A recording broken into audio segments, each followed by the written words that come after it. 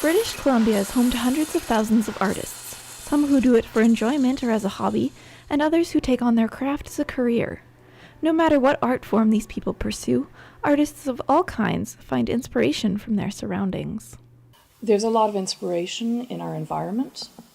The beauty of the West Coast, certainly. I think a lot of artists are inspired by the majesty of the West Coast of Canada, definitely. I just think it's the beauty of the country right around here. It can inspire people from that direction. I mean, I never ever considered myself to have any artistic bent whatsoever. When I got into this, I'm a great believer in the recycling of wood.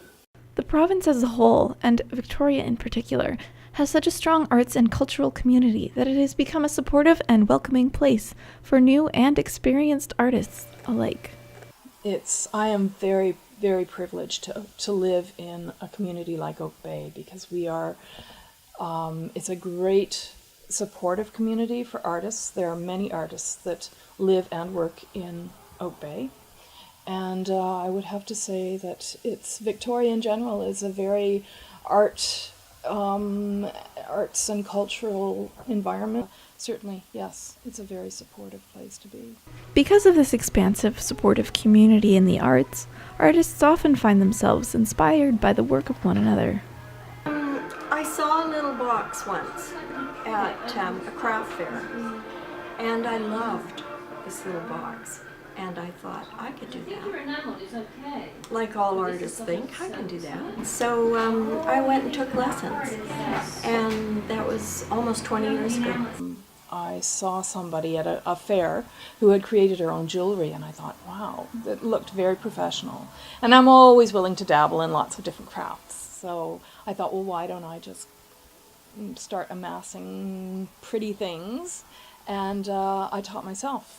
So that was probably about 8 years ago now. When local artists are supported, they have the ability to create a rewarding lifestyle for themselves and contribute to the local economy. There are a number of great artists around the world, but there's a lot of great artists right here locally as well. Well, local artists support their local economy, and I think it's really, really important. There are people out there who would like to be full-time artists that can't afford to, and so it becomes a hobby. And there are some very, very talented and creative people out there. It shouldn't be a hobby. It should be a lifestyle. Not only is the economy positively impacted by the selling and purchasing of the crafts local artists produce, but so is the overall culture of Victoria.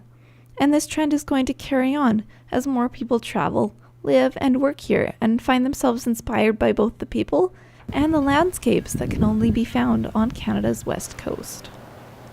The fact that people are transient and come and go in this society, in this part of the world, brings a lot of influences to the West Coast. So there's constantly new influences coming in, and in all arts, in all aspect of arts, it is the signature for a culture, really.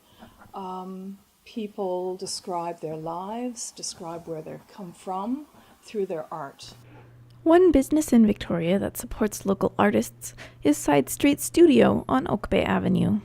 It started up on Fell Street, further up the avenue, and it started as a cooperative of 6 ladies, and they've always sold just BC artists' work. So we represent BC artists, and we've actually got, I think, about 350 different BC artists now. So we have nothing that's imported at all, everything's handmade.